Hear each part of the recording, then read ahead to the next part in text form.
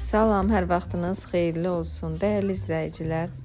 Bu günləri bayramın ikinci günü olduğuna görə artıq gəzintiyə çıxmaq qərarına gəldik və Bakıya ən yaxın, ən gözəl mənzərəli yerlərdən Şamaxını seçdik. Burada isə ən gözəl istirahət mərkəzlərindən biri olan Abqora restoranına gəlməyə qərar aldıq. İlk öncə Şamaxıya girən kimi çox gözəl, möhtəşəm Cümə məscidində dayandıq, namazlarımızı qılıb, ondan sonra yolumuza davam etdik. Məscid möhtəşəm hazırlanıb, həyəti, güllər, çiçəkləri, inanın ki, insanın ruhu yenilənir.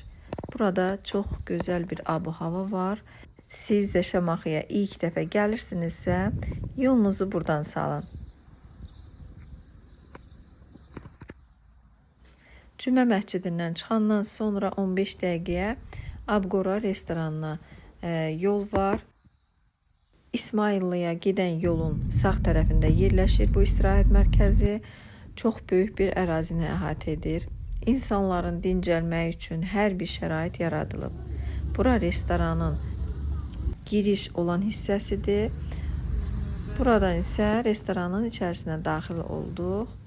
İçərisində isə çox insan var idi, çünki bayram günü olduğuna görə hətta növbə idi. Bu xanımlar isə bu restoranda deməli süfrəyə qoyulan bütün çörəklərin hamısını öz əlləri ilə hazırlayırlar. İnsanların gözünün önündə, təndirin içərisində bişirirlər. Təzə-təzə, isti-isti süfrəyə gətirirlər. Hamı kimi biz də növbəyə yazıldıq və bizə deyildi ki, 1 saatdan sonra sizə xəbər olunacaq. Restoranın içərisində canlı musiqi də var.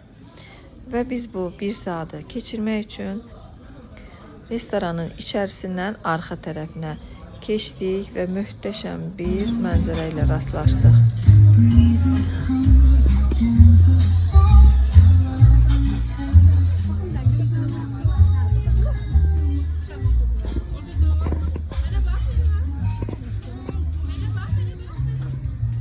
Restoranda insanların yemək yeyəndən sonra vaxt keçirib dincəlmək üçün çox gözəl şərait yaradılmışdı. Gölün kənarında həm gəzə bilərsiniz, həm də xalçaların üzərində yastıqlarla birlikdə oturub dincələ bilərsiniz. Bunların hamısı restorana aiddir, təbii ki. Və ya yeməklərinizi gölün kənarında sifariş edib yemək istəyirsinizsə, bunun üçün də çox gözəl, rahat, içərisində yumşaq divanları, oturacaqları olan bezitkalar hazırlanıb. Bu su quşları da gölə çox maraqlı bir gözəllik qatırdı. Uşaqlarla, insanlarla yaxınlaşıb, onu da qeyd edim ki, gölün kənarında insanların təhlükəsizliyi üçün çoxlu kameralar və nəzarətçilər var idi.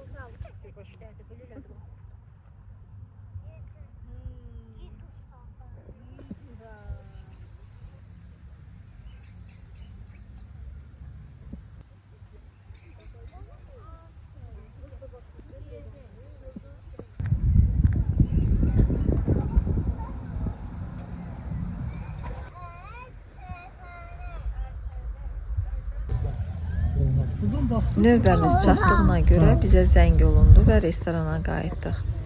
Buranın yeməkləri çox məşhurdur. Bu da ki, bayaqları biz gördüyümüz çörəklərdəndir, təndirdə bişən çörəklərdəndir. Çörəklər çox dadlı idi. Sadəcə sifarişlərimiz biraz gec gəldi. Yeməklərdən də balıq kebabını çox bəyəndik. Həm böyük ölçüdə idi, doyumluq idi, həm də ki, çox dadlı idi. Yeməkdən sonra yenə də gölün kənarına düşdük. Balıqlara atmaq üçün biraz çörək götürmüşdük. Bir neçə saniyə içində gölün balıqlarının hamısı yığılmışdı. Əgər bu məkana getmək istəyirsinizsə, ilk öncə hava şəraitini də nəzərə alın. Çünki buranın çox böyük gəzmək üçün ərazisi var. Dincəlmək üçün, gəzmək üçün hava da gözəl olmalıdır ki, siz bu fürsəti əldən verməyəsiniz.